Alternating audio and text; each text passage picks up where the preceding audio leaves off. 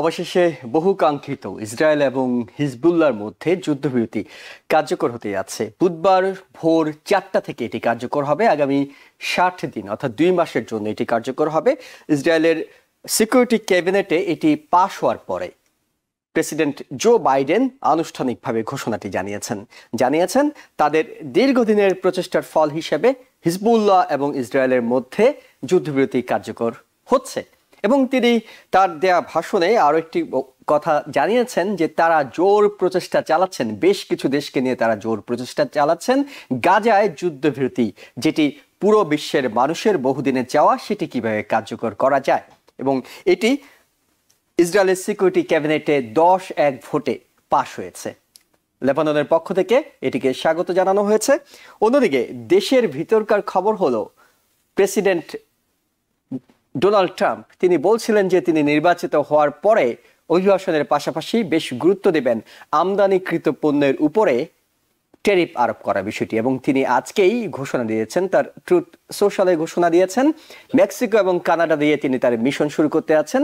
এই দুটি দেশের উপর 25% ট্যারিফ আরোপের ঘোষণা দিয়েছেন এবং একই সাথে চীনের উপর আগে থেকে ট্যারিফ আরোপ করা ছিল, নতুন করে 10% সেটি বৃদ্ধি করার কথা তিনি বলছেন। যদিও এই দেশগুলোর পক্ষ থেকে তীব্র প্রতিক্রিয়া জানানো হয়েছে, কারণ মেক্সিকো থেকে বলা হচ্ছে যে ডোনাল্ড ট্রাম্প যদি ভেবে থাকেন এই ট্যারিফ আরোপের মাধ্যমে মাদকের আমদানিটা কিংবা মাদক চালানটা কমিয়ে আনবেন, সেটি তিনি ভুল ভাবছেন।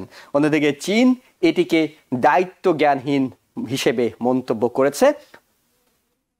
জাস্টিন ট্রুডো কানাডার প্রধানমন্ত্রী তিনি বলছেন যে তিনি এই বিষয়টি নিয়ে আলোচনা অব্যাহত রাখবো। আমরাও এইসব বিষয় নিয়ে কথা বলবো। একই সঙ্গে আমরা যে বিষয়টিতে গুরুত্ব দেব, বাংলাদেশে হঠাৎ করে অশান্ত হয়ে ওঠার বিষয়টি, বিশেষ করে একজন ইসকনের নেতাকে গ্রেপ্তার করার পর তাকে জামিন নামঞ্জুর করে কারাগারে পাঠানোর পর যে অস্থিতিশীল পরিস্থিতি তৈরি হয়েছে, তার পরিপ্রেক্ষিতে একজন এপিপি অ্যাসিস্ট্যান্ট পাবলিক প্রসিকিউটরের প্রাণ গিয়েছে এবং এটি নিয়ে পুরো দেশের মানুষ এক ধরনের উদ্বেগের মধ্যে আছে। সেসব বিষয় নিয়ে আমরা কথা বলবো এবং এইসব বিষয় নিয়ে কথা বলতে আমাদের সাথে আলোচনায় যোগ দিচ্ছেন সেন্ট মেরি কলেজ ইন্ডিয়ানার assistant professor doctor Mohammad Alauddin, আছেন Alliance of South Asian American লেবারের ন্যাশনাল সেক্রেটারি করিম চৌধুরী।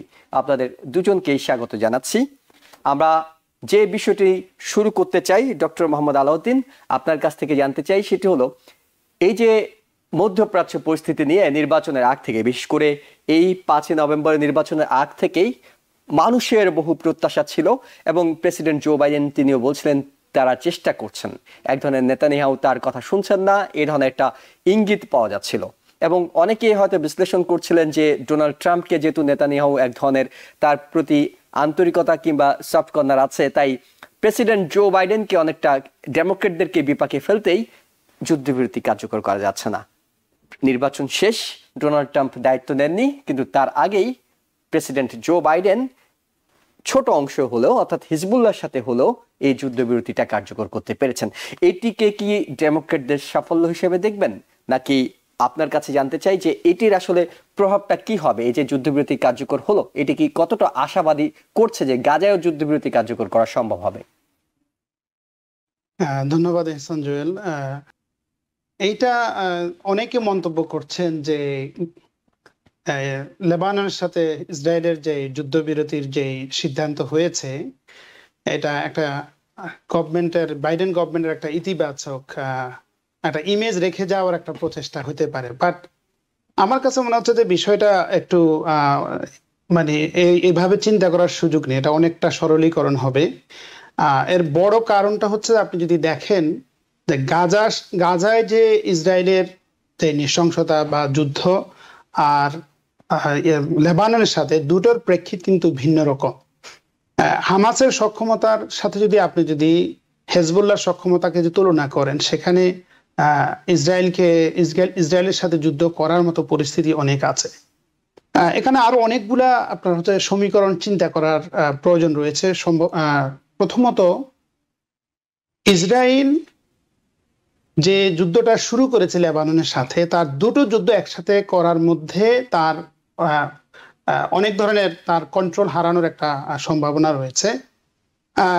অন্যদিকে আমরা হয়তো নিউজের মধ্যে জানি যে লেবাননে যে ক্ষয়ক্ষতিগুলো, এটার একটা পরিসংখ্যান পাওয়া যায়, যেমন এই পর্যন্ত 4,000-এর মতো লোক মারা গেছে, তারপরে 10,000-এর উপরে লোকজন, 1 লক্ষের মতো লোকজন আপনার হচ্ছে যে এবং আহত সবশেষ হয়েছে। আজকে যখন যুদ্ধবিরতির প্রস্তাবটি পাশ হচ্ছিল তখনও তারা 55 জন মানুষ হিজবুল্লাহর অর্থাৎ লেবাননের ইসরায়েলের হামলায় মারা গেছেন।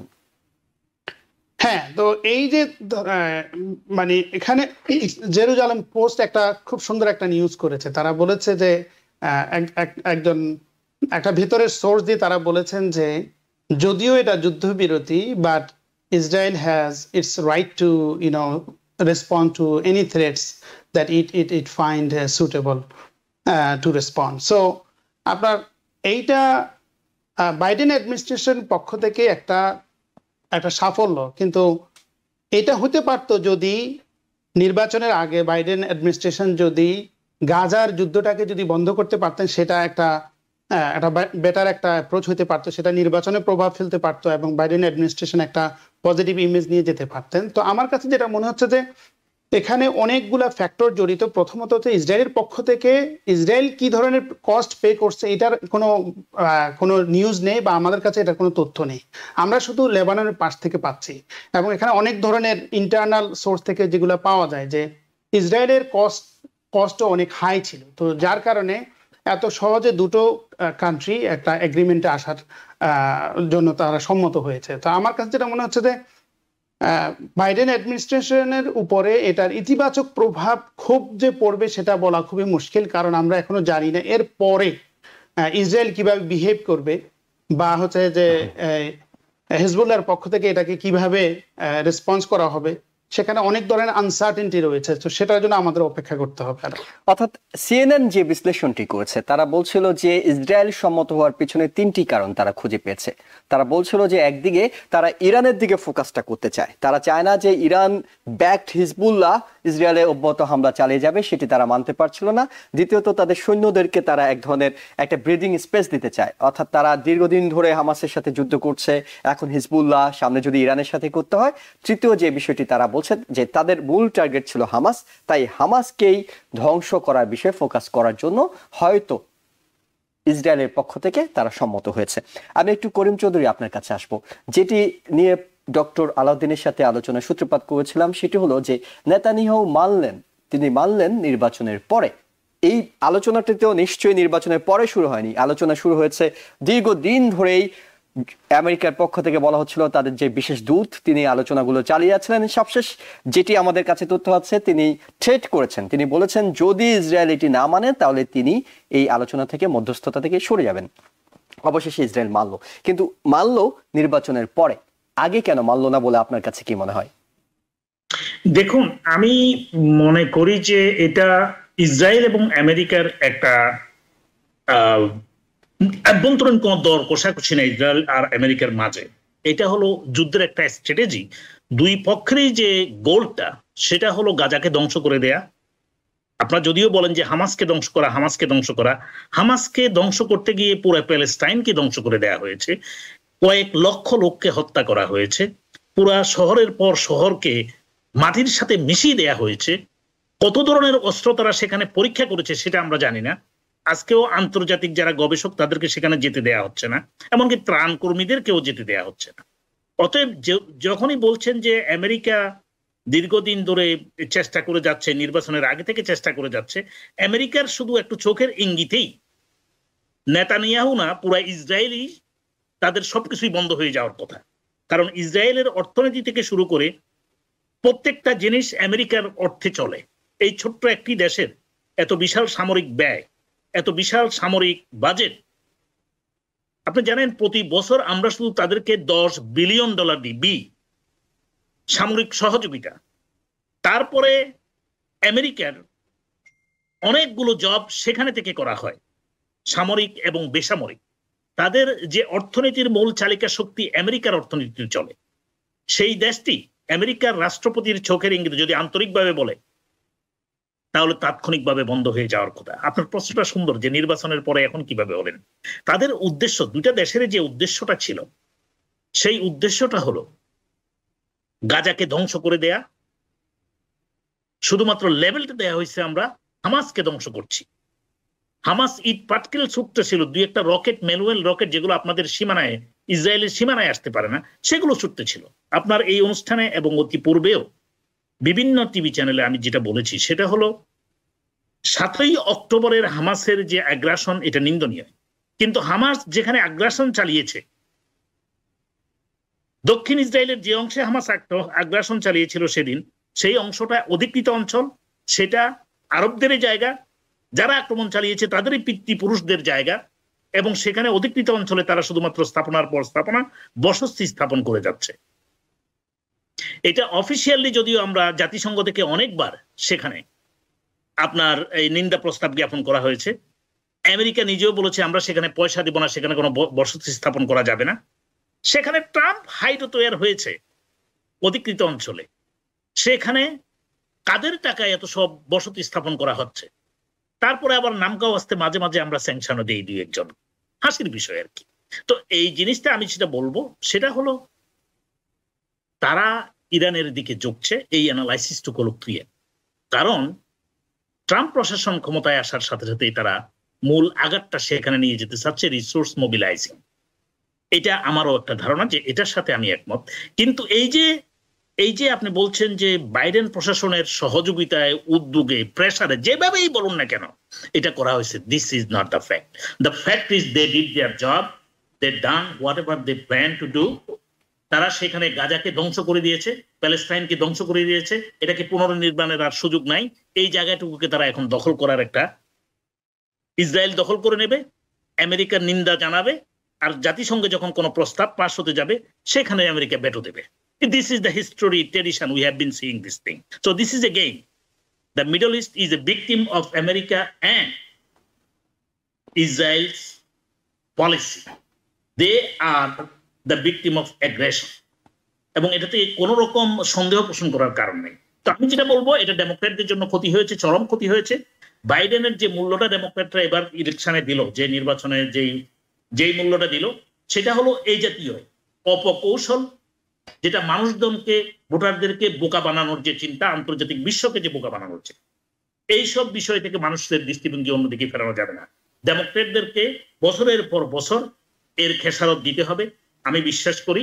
কেননা এটাকে হাইড করার জায়গা নেই এখানে। ডেমোক্রেটদের বা বাইডেন হোয়াইট হাউসের কোনো সফলতা নাই, ব্যর্থতার গ্লানি নিয়েই বাইডেন ইতিহাসে একটা নিন্দিত ব্যক্তি হিসেবে পরিচিত থাকবে।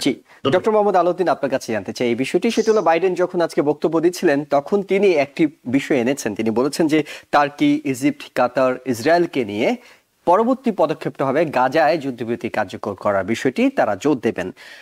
নানা পলিটিক্স, এর পিছনে নানা হিসেব নিকেশ, অনেক কিছু আছে। তারা যদি আসলে আন্তরিকভাবে চাইতো, যেটি করিম চৌধুরী বলছেন, তাহলে হয়তো বেশ আগে এটি সম্ভব হতো। তারা চাইলে বেশ আগে এই গাজাতেও যুদ্ধবিরতি কার্যকর করা সম্ভব হতো, কিন্তু তিনি বলছেন যে এখন একটা দুয়ার খুললো। আপনার কাছে কি মনে হয় যে এটা আসলে কতটুকু আশাবাদী করছে? গাজায় শেষ পর্যন্ত যুদ্ধবিরতি কখনো হবে কিনা, নাকি যেটি করিম চৌধুরী বলছেন শেষ পর্যন্ত তাদের টার্গেট আসলে গাজা দখলে নেয়া? ধন্যবাদ। প্রথমত হচ্ছে আমি করিম ভাইয়ের সাথে একটা বিষয় খুব জোরালো ভাবে একমত, সেটা হচ্ছে যে আন্তরিকতার প্রশ্ন। যে আসলে এটা একটা ক্যামোফ্লেজ, একটা পলিটিক্যাল চাল, যেটা একটা জাস্ট হচ্ছে যে আমাদেরকে একটা ক্যামোফ্লেজ দেয়া হলো। তো আমার কাছে যেটা মনে হয় যে বাইডেনের যে বক্তব্যটা, সেটাকে আসলে গ্রহণ করার সুযোগ খুবই কম। কারণ হচ্ছে যে আপনি যদি ইজিপ্টের রোলটা, এই যে কয়বার আপনার সিজ ফায়ারের জন্য যে নেগোসিয়েশন, যে সমঝোতা প্রচেষ্টা চালানো হয়েছে, আপনি দেখবেন যে হামাসের পক্ষ থেকে, হামাস কিন্তু ইজিপ্টকে খুব যে ভালো ট্রাস্ট করে, কিন্তু বিষয়টা কিন্তু এরকম নয়। অতীতের যে যতগুলো বিষয় ছিল, যখনই ইজিপ্ট রোল প্লে করেছে, ইজিপ্টকে কখনো তারা ট্রাস্ট করে নাই। তার সাথে আরো যে দেশগুলোকে যোগ করা হয়েছে, এদের মধ্যে বেশিরভাগে তারা চায় না যে প্যালেস্টাইনে হামাস সফল হোক। তো এখন যেই সম্ভাবনার কথা বাইডেন বলছেন, এইটা কতটা হামাসের জন্য কনভিন্সিং হবে বা কতটা তাদের জন্য গ্রহণযোগ্য হবে, সেটা বলা খুবই মুশকিল। বিশেষ করে হামাস হয়তো বর্তমানে যে প্যালেস্টাইনের যে পরিমাণ নৃশংসতা হয়েছে বা ধ্বংসযোগ্য হয়েছে, সবকিছু শেষ করে দেওয়া হয়েছে, হামাস হয়তো চাইবে একটা সমঝোতাতে যাওয়ার জন্য, কিন্তু এইটা বলা খুবই মুশকিল যে কতটা এটা তারা আগ্রহী হতে পারে, বিশেষ করে ইজিপ্ট এবং হচ্ছে আরো যে মধ্যপ্রাচ্যের অন্য যে প্লেয়ার গুলো আছে। তো আমার কাছে মনে হচ্ছে যে আলটিমেটলি ওই দেশগুলো মূলত আমেরিকার যে স্বার্থটা সেটাকে মূলত রক্ষা করে চলে। ইজিপ্টের পলিটিক্যাল যে ক্লাইমেট বা যে সিনারিও, যেটা এটা আমাদের কাছে ক্লিয়ার যে সেখানে আমেরিকার ভয়ানক রকমের প্রভাব আছে। তো এই প্রভাবের ভিতরে থেকে তারা মুসলমানদের জন্য, বিশেষ করে প্যালেস্টিনিয়ানদের স্বার্থটা কতটা রক্ষা করে এই জায়গায় আন্তরিকভাবে ভূমিকা রাখবেন, সেটা আসলে অনেক বেশি প্রশ্ন সাপেক্ষ। এবং আমি খুব যে কোনো এখানে হচ্ছে যে কোনো গুণগত কোনো পরিবর্তন আমি এখানে দেখতে পাচ্ছি না। তবে আমি একটা জিনিস বলতে চাই, সেটা হচ্ছে যে অনেকে বলছেন যে যুদ্ধবিরতি হবে না বা আরো মানে খারাপটা আসলে আর কতটা হতে পারে, প্যালেস্টাইনের আসলে খারাপ হওয়ার তো আর তো কিছু নেই। তো এখন ট্রাম্প আসুক বা বাইডেনের লাস্ট মোমেন্টের চেষ্টা করুক, সেখানে একটা প্রচেষ্টা থাকতে পারে যে আমরা একটা যুদ্ধবিরতির দিকে যাব। আসলে পরিস্থিতি এমন একটা পর্যায়ে গিয়েছে, যেই আসুক না কেন যুদ্ধবিরতির একটা পর্যায়ে যাওয়ার সময় চলে এসেছে। সেটা বাইডেন হচ্ছে যে ট্রাম্প, এটা ম্যাটার করে। মানে এটা কি চলে এসেছে সময়টা, নাকি সময় অনেক আগেই পার হয়ে গেছে? যুদ্ধবিরতি তো আসলে অনেক আগেই হওয়ার দরকার ছিল, যখন আসলে কিছু অবশিষ্ট থাকে, যুদ্ধ করে শেষ করার মতো আর কিছু থাকে না। আপনি বলছিলেন যে গাজায় তো আসলে ধ্বংস করার মতো আর কিছু নাই, যুদ্ধ করে আর কতটুকু চালানো যাবে? এটা একটা ভালো যে আসলে সময়, মানে এখানে অনেকটা হচ্ছে অনেক ন্যাচারাল একটা এন্ড হয় না, সব কি ন্যাচারাল একটা মুভমেন্ট আসে না, সেই মুভমেন্টটা আসছে আমি বলবো। কিন্তু যুদ্ধ বিরতির যেই বক্তব্য যেগুলো, সেই বক্তব্যগুলো তো আসলে আপনি সত্যই বলেছেন, সেটা হচ্ছে এখন আসলে কার্যকর না। কারণ হচ্ছে যে আমরা হামাসের দিক থেকে তো হামাসের যে রেসপন্স, এটা সম্পর্কে কেউ জানে না। হামাসের কতটুকু কি আছে না আছে জানি না। আমরা দেখছি যে কমপ্লিট এটা এক পেশে আপনার নৃশংসতা এবং হচ্ছে ধ্বংসযোগ্যতা আমরা শুধু প্রত্যক্ষ করে যাচ্ছি। তো এটা আসলে খুবই বলা মুশকিল যে কি আছে। হামাসের বড় বড় যে আপনার নেতাদেরকে আপনার হচ্ছে সরিয়ে দেওয়া হয়েছে, মেরে ফেলা হয়েছে, তো সেটা বলা মুশকিল। আমি বরং ওইটা বলছিলাম যে একটা প্রত্যেকটা জিনিসের একটা সমাপ্তি আসে, একটা এন্ড আসে। এখন এন্ডটা কিভাবে হবে, সেই এন্ডিং এ কে জিতবে কে হারবে, সেটা হচ্ছে যে সময় সাপেক্ষ বিষয়। সেটা আমরা এমনি স্বাভাবিকভাবে আমরা অনুমান করছি যে এটা অবশ্যই ইসরায়েলের স্বার্থটাই রক্ষা হবে, আমেরিকার স্বার্থটাই রক্ষা হবে। কিন্তু আমি বলছি যে ওইটা এমন একটা পর্যায়ে গেছে যে এখন ট্রাম্পও এটা ফিল করবে যে মানে এটা একটা সুরাহা হওয়া দরকার। সে সুরাহার দিকে যাচ্ছে।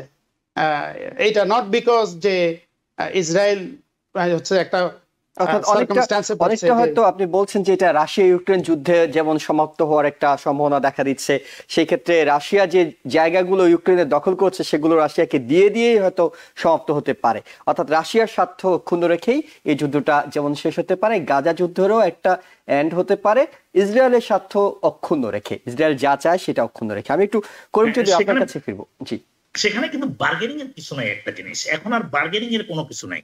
এখন যা হচ্ছে তা এক পেশে, এবং সেটাই মেনে নিতে হয়। হাত পা বেঁধে আপনাকে বলা হচ্ছে this is the end of the war, you sign it or let's finish yourself too. So you have no other choice.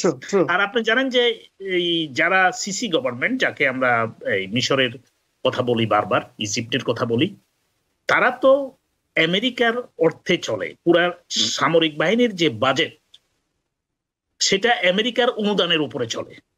যে এই সামরিক বাহিনী দেশটা শাসন করছে একটা গণতান্ত্রিক সরকার ব্যবস্থাকে উৎখাত করে যারা দখল করে আছে।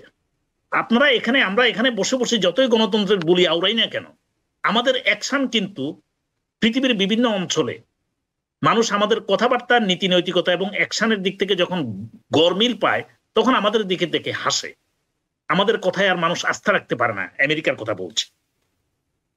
দেখুন, সিসি গভর্নমেন্ট একটা মিলিটারি গভর্নমেন্ট, একটা গণতান্ত্রিক ভাবে নির্বাচিত সরকারকে উৎখাত করে ক্ষমতায় রয়েছে সে, এবং সে এখন মধ্যস্থতাকারী হিসেবে গাজানরা কেন বিশ্বাস করবে, প্যালেস্টাইনিয়ানরা কেন তাদেরকে বিশ্বাস করবে, মধ্যপ্রাচ্যের কেউ তাদেরকে বিশ্বাস করে বলে তো মনে হয় না। সেই ক্ষেত্রে এখন যেটা করা হচ্ছে, আমেরিকা তাদের এজেন্টদের দিয়ে, ফরেন এজেন্ট যারা আছে তাদেরকে দিয়ে একটা সালিশ বসিয়ে, it is called face saving, সেখান থেকে সরে আসা চাচ্ছে। কেননা আমেরিকা এবং ইসরায়েল যা কিছু চেয়েছে মধ্যপ্রাচ্যে করার জন্য সবকিছু করা শেষ। এখন তাদের যে টার্গেট অন্যদিকে, সেখানে তারা মনোনিবেশ করবেন। যে আমি মনে করি এটা কোনো যুদ্ধবিরতি নয়, যুদ্ধের সমঝোতাও নয়, এটা হলো এক পেশে তারা তাদের ফেস সেভিং করে সেখানকে উড্ড করে যাচ্ছে। কেননা সেখানে কার সাথে এখন তো যুদ্ধ হচ্ছে না, you are just killing and destroying, there is no defence, there is no other attack from other side. Hezbollah কিছুটা অ্যাটাক করেছিল, কিন্তু হিজবুল্লাহকে ধ্বংস করতে গিয়ে, হিজবুল্লাহর উপরে অ্যাটাক করতে গিয়ে তারা কিন্তু একটা দেশকে এত কিছুর অন্যায়, আপনি জানেন যে ইতিমধ্যেই international criminal court Israeli prime minister সহ বেশ কিছু সামরিক নেতৃবৃন্দের বিরুদ্ধে ওয়ারেন্ট জারি করেছে, তারা আন্তর্জাতিক গ্রেপ্তারি পরোয়ানা জারি করেছে। জি, কিন্তু সেখানেও দেখবেন সেই গ্রেপ্তারি পরোয়ানা জারির ক্ষেত্রে, মানে কার্যকর করার ক্ষেত্রে বড় ভাইয়েরা মতামত রাখবেন। আমি আশা করি আমাদের দর্শকরা বুঝতে পারছেন বড় ভাইদের নাম করছে। এবং সবচেয়ে বড় কথা হলো ইসরায়েল এবং আমেরিকা আইসিসির মেম্বার নয়, তাই তারা এটি কার্যকর করতে বাধ্য নন। অন্য যে ইউরোপীয় দেশগুলো আছে তাদের মধ্যে কয়েকটি দেশ বলেছে যে যদি নেতানিয়াহু আসেন তার দেশ সফরে তাহলে তাকে গ্রেফতার করা হবে, কিন্তু আলটিমেটলি তো নেতানিয়াহু দ্বিপাক্ষিক সমঝোতা ছাড়া এইসব দেশে সফরে যাবেন না, তাই এটির কার্যকারিতা শেষ পর্যন্ত কি হবে জানি না। আমি একটু করিম চৌধুরী, সময় খুব কম আছে বলে অন্য প্রসঙ্গে যেতে চাই। সেটি হলো, এর মধ্যে জেনে গেছেন ডোনাল্ড ট্রাম্প ঘোষণা দিয়েছেন যে তিনি বেশ কয়েকটি দেশ, মেক্সিকো, কানাডার কথা উল্লেখ করেছেন যে 25% ট্যারিফ আরোপ করবেন, এবং এইসব দেশ থেকে প্রতিক্রিয়া জানানো হচ্ছে। মেক্সিকোর প্রেসিডেন্ট বলছেন যে এটি আসলে কোনোভাবেই এইসব করে ড্রাগ কন্ট্রোল ডোনাল্ড ট্রাম্প করতে পারবেন না। অন্যদিকে চীন বলছে যে এই ট্রেডের মাধ্যমে, ট্রেড ওয়ারের মাধ্যমে আসলে কোনো দেশই লাভবান হবে না, অর্থাৎ তারাও পাল্টা হুমকি দিয়ে রাখছে তাদের উপর যখন 10% বর্ধিত ট্যারিফ আরোপের কথা বলছেন। আলটিমেটলি এগুলোর ফলাফলটা কি হবে, অর্থাৎ মানুষের জীবনে? অনেকে তো মনে করেছিল যে অর্থনীতি ভালো হবে, দ্রব্যমূল্যের দাম কমবে, এগুলো কমে আসবে, কিন্তু আলটিমেটলি প্রভাবটা কি ফেলবে এইসব ট্যারিফের? দেখুন, আমি অর্থনীতিবিদ না, এই বিষয়ে আমি আমার কোন রকম প্রফেশনাল অপিনিয়ন না দিয়ে শুধু বলবো একজন বক্তা হিসেবে, আমদানি পণ্যের উপরে যখন আপনি 10 to 25% যখন ট্যারিফ বসাবেন, আমদানিকারক কর্পোরেট গুলো তাদের পকেট থেকে সেটা দেবে না। 10 to 25% গভর্নমেন্ট ট্যারিফের সাথে আরো 25% বাড়িয়ে দিয়ে তারা, আমরা যারা কনজিউমার রয়েছি তাদের কাছ থেকে নেবেন। আশা করি আপনার প্রশ্নের জবাবটা পেয়েছেন। বক্তারা কিভাবে সাফারিং করবে, আমাদের পকেট কিভাবে খালি হবে, এবং আগামী দিনে যে খেটে খাওয়া মানুষের, কর্মজীবী মানুষের জন্য ট্রাম্পের আগামী 4 বছর হবে অনেকটা সঞ্চয়হীন এই জীবন, অনেকটা টানাপোড়েনের ভিতরে যে জীবন। কারণ আপনি নুন আনতে পান্তা পুরাবে, সবকিছুর পণ্যের দাম বেড়ে যাবে আপনি যদি ট্যারিফ বসান। সেই ট্যারিফটা বসিয়ে উনি কর্পোরেট যে স্বার্থ রয়েছে তার গ্রুপের, তার সমর্থকদের, সেখানে তিনি টাকাটা নিয়ে যাবেন। হ্যাঁ, সরকারের বড় ধরনের ইনকাম হবে, সেই ক্ষেত্রে রাজকোষ ফুলে ফেপে উঠবে, এবং সেটা উনি রাজকোষ থেকে যেভাবে গতবারে দিয়েছিলেন 29% tax benefit to the 1% corporate interest holders, ঠিক এবারও উনি এটা করবেন। এবং এই টাকাটা শুধুমাত্র আমাদের পকেট থেকে সাক করে নিয়ে সেটা উনি ওনার ধনী বন্ধুদের কাছে ডিস্ট্রিবিউশন করবেন ট্যাক্স রিলিফের মধ্য দিয়ে। বলা হবে যে কর্মসংস্থান সৃষ্টি হবে, কর্পোরেশনগুলো যদি লাভবান হয় কর্মসংস্থান সৃষ্টি হবে, কিন্তু না, সেটা রং। আপনি শ্রেণীকরণ করছেন। প্রফেসর আলাউদ্দিন সাহেব ভালো করে বুঝাতে পারবেন। একটা বিশেষ শ্রেণী নিষ্পেষিত হয়ে যাবে, আপনি শেষ পর্যন্ত কর্মজীবী মানুষ পাবেন না কর্মে থাকার জন্য, কারণ তাদেরকে আর বেঁচে থাকার সুযোগ দিচ্ছেন। হয়তো 4 বছরে এটা হবে না, তবে মধ্যবিত্ত যে বিকাশের যে সুযোগ ডেমোক্রেটরা করে গিয়েছিল গত কয়েক বছরে, সেটাকে থামিয়ে দেওয়া হবে, এবং ধনিক শ্রেণী এবং দরিদ্র শ্রেণীর ভেতরে একটা বড় ধরনের শ্রেণীকরণ করা, যাতে করে আমরা যারা খেটে খাওয়া মানুষ আগামী 4 বছর আমাদেরকে খুব কষ্টের ভিতরে যেতে হবে। এবং সেজন্য আমি প্রত্যেকটা পরিবারকে অনুরোধ করব, আপনারা সঞ্চয়ের দিকে খেয়াল রাখুন, আপনারা নিজ নিজ ইনকামের দিকে খেয়াল রাখুন, মিতব্যয়ী হওয়ার চেষ্টা করুন। কেননা এই 4 বছরে পণ্যের দাম অনেক কিছু বেড়ে যাবে, আপনার জীবনযাত্রার ব্যয় বেড়ে যাবে, ইনকাম আপনার আর আমার বাড়বে না, একটা বিশেষ শ্রেণীর ইনকাম বাড়বে, যার ফলে বড় ধরনের একটা সমস্যা, অর্থনৈতিক এবং সামাজিক যে অসমতা, সেটা ভারসাম্যহীনতা তৈরি হবে, অর্থনীতিতে এক ধরনের ভারসাম্যহীনতা তৈরি হবে। ডক্টর মোহাম্মদ আলাউদ্দিন, এই ট্যারিফ আরোপের ফলে কি ধরনের ইম্প্যাক্ট পড়তে পারে অর্থনীতিতে এবং জীবনযাপনে, সে বিষয়টি জানতে চাই। প্রথমত অর্থনীতি একটা ব্যাপক বিষয়, সেখানে হয়তো আমি আমার এটার ব্যাকগ্রাউন্ড, এমন ব্যাকগ্রাউন্ডে যেটা নিয়ে আমি বড় ধরনের মন্তব্য করতে পারবো। তবে আমি করিম ভাইয়ের সাথে যোগ করতে চাই যে আসলে এর আগে ট্রাম্প যখন তার আগের সময়ে যখন সে চায়নার সাথে এই ট্যারিফের বিষয়গুলো নিয়ে যখন বাড়াবাড়ি করছিল, সেটার একটা মানে হচ্ছে যে ছোট একটা পরিসংখ্যান আমি দিলে সবার কাছে বিষয়টা ক্লিয়ার হয়ে যাবে। যেমন আপনার হচ্ছে যে আপনার ট্রাম্পের পলিসির কারণে প্রায় $550 বিলিয়ন মূল্যের আপনার হচ্ছে যে আপনার যে দ্রব্যের উপরে আপনার হচ্ছে যে আপনার ট্রাম্পের যে ট্যারিফটা আরোপ করা হয়েছিল, সেটার বিপরীতে আপনার চায়নাও আপনার হচ্ছে তার বিপরীতে কিন্তু আপনার অ্যাকশন নিয়েছে। চায়না প্রায় 185 বিলিয়ন ইউএস পণ্য যেগুলো হচ্ছে যে চায়নাতে প্রবেশ করে, সেগুলোর উপরে আপনার হচ্ছে যে ট্যারিফ করেছিল। তো এটার কারণে দুটো দেশের মধ্যে যেই আমদানি রপ্তানি, এটার মধ্যে একটা ডেক্লাইন হলো, একটা হ্রাস পাইলো। যেমন আপনার 2019 সালে চায়নার যে এক্সপোর্ট টু আমেরিকা, সেটা প্রায় হচ্ছে যে 16% কমে যায়, এবং ইউএস এর চায়নাতে প্রায় 11% কমে যায়। এখন এই যে কমে যাওয়ার বিষয়টা কিভাবে এফেক্ট করে সেটা বলতে চাই। সেটা হচ্ছে যে আপনার দেখা গেছে যে প্রায় $60 বিলিয়ন, যেটা হচ্ছে এই যে সাধারণ মানুষের জীবনের উপর প্রভাব পড়ছে, যেটা মানুষ, আপনি যদি অন্যভাবে বলেন, সাধারণ মানুষ এটা হচ্ছে যে মূল্যটা মানে পরিশোধ করা লাগছে প্রায় $60 বিলিয়ন উপরে। তো এখন যে ট্রাম্প যে 25% যে জিনিসটা বলছে, সেটা অবশ্যই তার যে বিষয়গুলোকে সে এক্সকিউজ হিসাবে বলছে, যে বর্ডার বা অন্যান্য যে বিষয়গুলো, সেগুলো আসলে ডিপ্লোম্যাটিক ওয়েতে সেটা সমাধান করার সুযোগ রয়েছে। কিন্তু যদি 25% যদি আপনার ট্যারিফ আরোপ করা হয়, তাহলে কতগুলো বিষয় মানে ডিরেক্টলি 3টা জায়গায় আপনার প্রভাব পড়বে। নাম্বার 1 হচ্ছে আপনার হচ্ছে অটোমোবাইল ইন্ডাস্ট্রি। আপনি দেখেন মেক্সিকো হচ্ছে আমেরিকার লার্জেস্ট পার্টনার, আর এখান থেকে মেক্সিকো থেকে আপনার এই যে ধরেন আপনার জেনারেল মোটরস, তারপর আরো যে আপনার হচ্ছে ম্যানুফ্যাকচারিং কোম্পানিগুলো আছে, তারা ওইখান থেকে আপনার হচ্ছে বিলিয়ন বিলিয়ন ডলারের আপনার হচ্ছে যে গাড়িগুলো ওখানে প্রসেস করে এখানে নিয়ে আসে, রেডি করে এখানে নিয়ে আসে। শুধু সেটা না, অটোমোবাইল ইন্ডাস্ট্রির সাথে রিলেটেড আরো যে সমস্ত পার্টস বা আরো অন্যান্য কন্টেন্ট যেগুলো আছে, তারা সেগুলো ওখান থেকে নিয়ে আসে। তো এই ট্যারিফের ফলে এটা একটা বড় ধরনের একটা প্রভাব পড়বে। এখন 1 নম্বর হচ্ছে অটোমোবাইল, 2য় নম্বর হচ্ছে আপনার হচ্ছে যে আপনার এই যে আমেরিকা হচ্ছে যে ব্যাপক পরিমাণে অ্যালকোহল আপনার হচ্ছে যে থেকে মেক্সিকো থেকে আপনার হচ্ছে আমদানি করে। আপনি আপনি চিন্তা করেন যে খুব দ্রুত আপনি মানুষের এভরিডে জিনিস, যে ধরনের অ্যালকোহল হচ্ছে it's a part of American life, so সেটার উপরে আপনার প্রভাব পড়বে। একইভাবে আপনার আমেরিকাও এটার জন্য কস্ট পে করতে পারে। যেমন হচ্ছে যে এর আগে যে চুক্তিটা করা হয়েছিল, যে মেক্সিকো, কানাডা এবং হচ্ছে যে আমেরিকা মিলে যে নাফটার পরে যে চুক্তিটা করেছে, সেই চুক্তির আওতায় আপনার US had a more advantage for its dairy product in terms of access to Canadian market. তো এখন কানাডা যদি কাউন্টার ট্যারিফ ইনিশিয়েটিভ নেয়, সেক্ষেত্রে আপনার যে ফার্মারদের, আমেরিকান ফার্মারদেরও আপনার বিজনেসের মধ্যে এক ধরনের ভাটা পড়বে। তো আপনি এভাবে যদি আপনি মানে হচ্ছে যে 2টা বড় আপনার নেইবার এবং আপনার বিজনেস ট্রেড পার্টনার, সেটার সাথে যদি আপনি যদি এই ট্রেড ওয়ারটা চালু করেন, দ্যার ইজ এ সেইং যে নোবডি উইন্স এ ট্রেড ওয়ার। তো এটার একটা ডোমেস্টিক বেনিফিট আছে, একটা পজিটিভ সাইড আছে। পজিটিভ সাইডটা আমেরিকার ক্ষেত্রে কতটা আসলে মানে হচ্ছে প্রযোজ্য, এটা ইকোনমিস্টরা ভালো বলতে পারবেন। পজিটিভ হচ্ছে আপনি যখন এক্সপোর্টের উপরে আপনি যখন ট্যারিফ বসান, তখন আপনার ডোমেস্টিক ইন্ডাস্ট্রি বা ডোমেস্টিক আপনার হচ্ছে যে সেক্টরগুলো আপনার গ্রো হয়।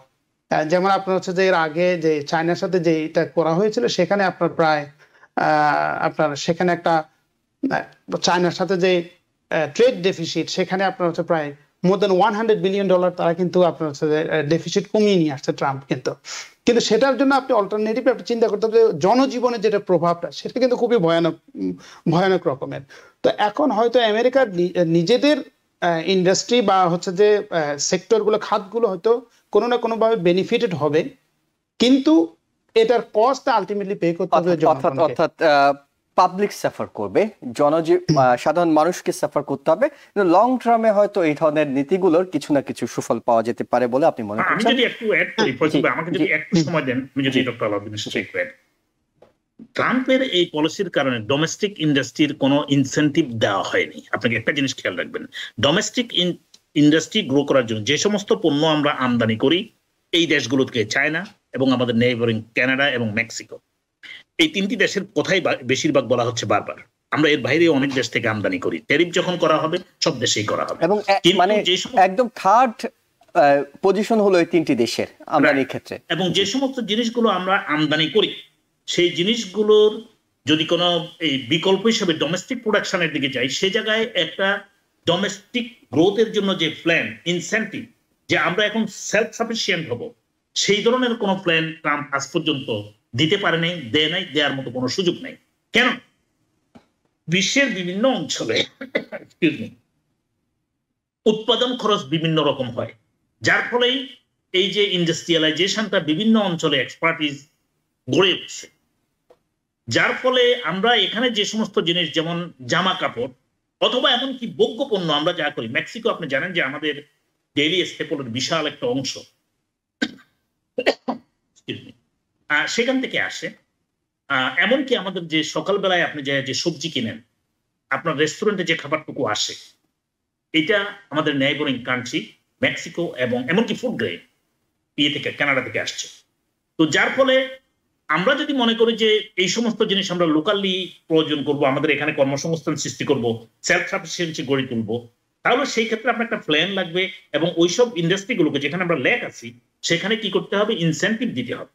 ইনস্টেড আপনি কিছুই করছেন না, টাকাটা শুধুমাত্র ভোক্তাদের উপর থেকে কালেক্ট করে নিয়ে you are redistributing to your friend among your friends that 1% control the 90% of the economy.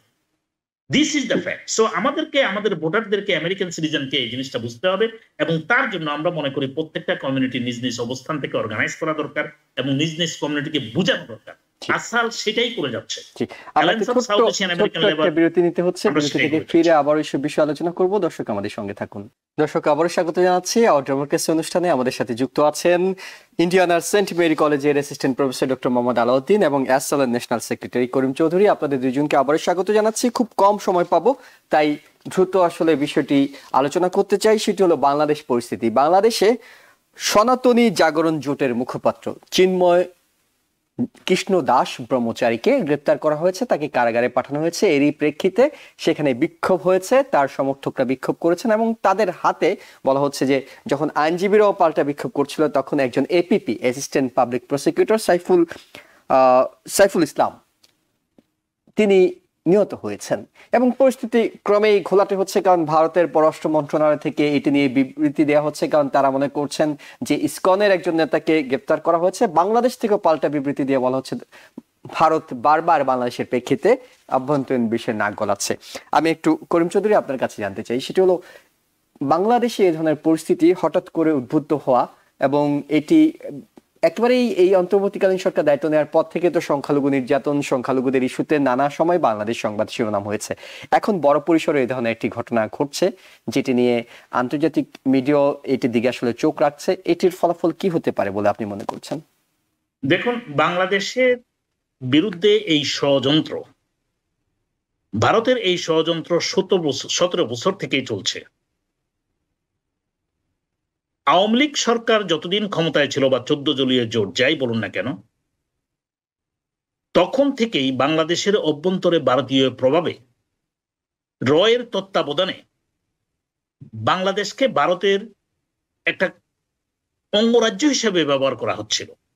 ভারতীয় গোয়েন্দা সংস্থা, তাদের সামরিক সংস্থা, এগুলোর একটা বড় ধরনের প্রভাবে আমাদের রাজনীতি, সমাজনীতি, অর্থনীতি যা কিছু বলেন সবকিছুই তারাই পরিচালনা করছে, তাদের প্রেসক্রিপশনেই চলছে। জনবিপ্লবের মুখে, ছাত্র বিপ্লবের মুখে যখন সরকার পলায়ন করে, আওয়ামী লীগ সরকার যখন ভারতীয় অনুচররা যখন পলায়ন করে এবং সেখানেই চলে যায়, তখন কিন্তু তাদের গত 17 বছরের যে সমস্ত মার্সেনারিজ এদেশে আছে, সেই মার্সেনারিজ যে উইংগুলো, সেগুলো কিন্তু কখনোই নিস্তব্ধ হয়ে যায় নাই। তারা কখনো রিক্সাওয়ালা হয়ে, কখনো ছাত্র আন্দোলন হয়ে, কখনো হকার হয়ে, কখনো বা শ্রমিক নেতা হয়ে বিভিন্ন রূপে তারা দেশকে অস্থিতিশীল করার চেষ্টা করছে। আপনি দেখেছেন প্রথম বেশ কয়েকদিন গার্মেন্ট শিল্পে, এবং যতগুলো গার্মেন্ট শিল্প হয়েছে ততগুলোই গার্মেন্ট শিল্পের মালিকরা পলাতক ছিল, অথবা তারা টাকা পয়সা নিয়ে ব্যাংক থেকে সেই টাকা পাচার করে দিয়েছে, শ্রমিকদের 2-3 মাস 6 মাসের বেতন দেয়নি, যার ফলে সেটা করা হয়েছে এবং তাদের উস্কানিতেই করা হয়েছিল। যেটা যখন এই অবস্থা থেকে কিছুটা নিস্তর দিকে আসছে, তখন দেখবেন যে কখনো অটোরিকশা, কখনো আবার ছাত্র আন্দোলন, কখনো ইসকনের আন্দোলন এইসব নিয়ে করছে।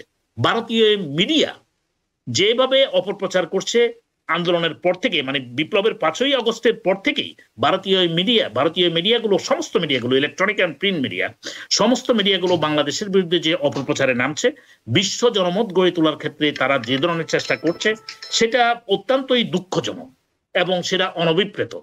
বাংলাদেশ যখন জনগণের হাতে চলে গেল 5ই আগস্ট, সেই জিনিসটা তারা কোনোভাবেই মেনে নিতে পারছেন না। আপনি দেখুন, প্রথম দিকে ধোঁয়া উঠালো এবং সারা বিশ্বব্যাপী প্রচার শুরু করলো যে হিন্দুদের সব মন্দির ভেঙে দেওয়া হচ্ছে, মেয়েদেরকে মেরে ফেলা হচ্ছে, এবং সেই ক্ষেত্রে আপনার সম্পদ লুট করা হচ্ছে, মানে সংখ্যালঘুদের উপরে বড় নির্যাতন হচ্ছে। আর তারা দীর্ঘদিন ধরে চালাচ্ছিল না, আমাদের এখানে করা হচ্ছে না, এরকম কোনো ঘটনা ঘটে নাই।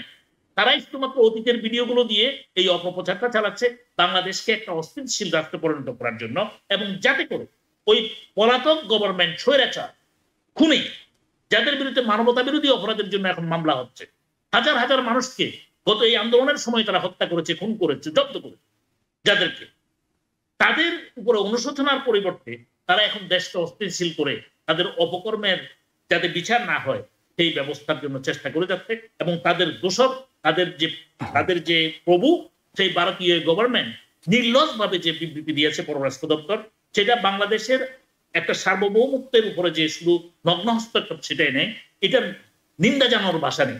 এটা আমরা মনে করি যে বাংলাদেশের সাথে ভারতের যে সম্পর্ক, সেই ক্ষেত্রে ভবিষ্যতে এটাকে আরো বিপজ্জনক মুখে ঠেলে দিবে, এবং বাংলাদেশের উচিত ভারতের এই অপকর্মের জন্য শক্তিশালীভাবে প্রতিবাদ করা এবং ভারতকে উচিত শিক্ষা দেওয়া উচিত বাংলাদেশের জনগণ। জি, ডক্টর মোহাম্মদ আলাউদ্দিন, আপনার কাছে এই প্রসঙ্গে জানতে চাই, সাম্প্রতিক সময় হঠাৎ করে আবার অস্থিরতা, অর্থাৎ একদিকে শাহবাগে টাকা দেওয়ার কথা বলে মানুষজনকে নিয়ে আসা হচ্ছে, গার্মেন্টস গুলোতে সমস্যা হচ্ছে, এক কলেজ আরেক কলেজের উপর হামলা উঠছে, এর সাথে সবশেষ যোগ হলো ইসকনের এই নেতাকে গ্রেপ্তার করা। এগুলো কি বর্তমান সরকারের স্থিতিশীলতার জন্য এক ধরনের হুমকি, কিংবা অনেকে বলছেন যে এটা ষড়যন্ত্র, বিএনপির পক্ষ থেকে বলা হচ্ছে সতর্ক থাকতে হবে, জামাতের পক্ষ থেকে বলা হচ্ছে ধৈর্য ধরতে হবে, অর্থাৎ সবাই এক ধরনের উদ্বেগ জানাচ্ছে। এটাকে কি আপনার কাছে উদ্বেগজনক পরিস্থিতি সত্যিকারে মনে হয়, নাকি এটার পিছনে বড় কোনো ষড়যন্ত্র আছে যেটা অন্তর্বর্তীকালীন সরকার মোকাবেলা করতে ব্যর্থ হচ্ছে বলে মনে হচ্ছে?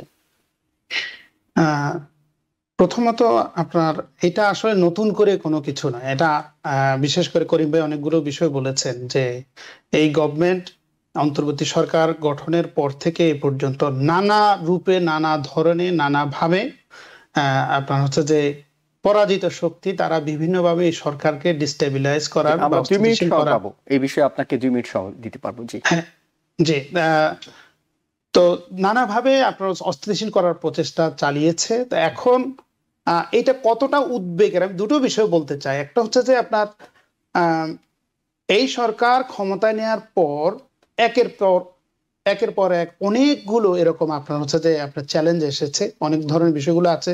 গভর্নমেন্ট কতগুলো সফলভাবে আপনার হচ্ছে ফেস করেছে, কতগুলোতে জনগণ এসে আপনার গভর্নমেন্টকে সহযোগিতা করেছে।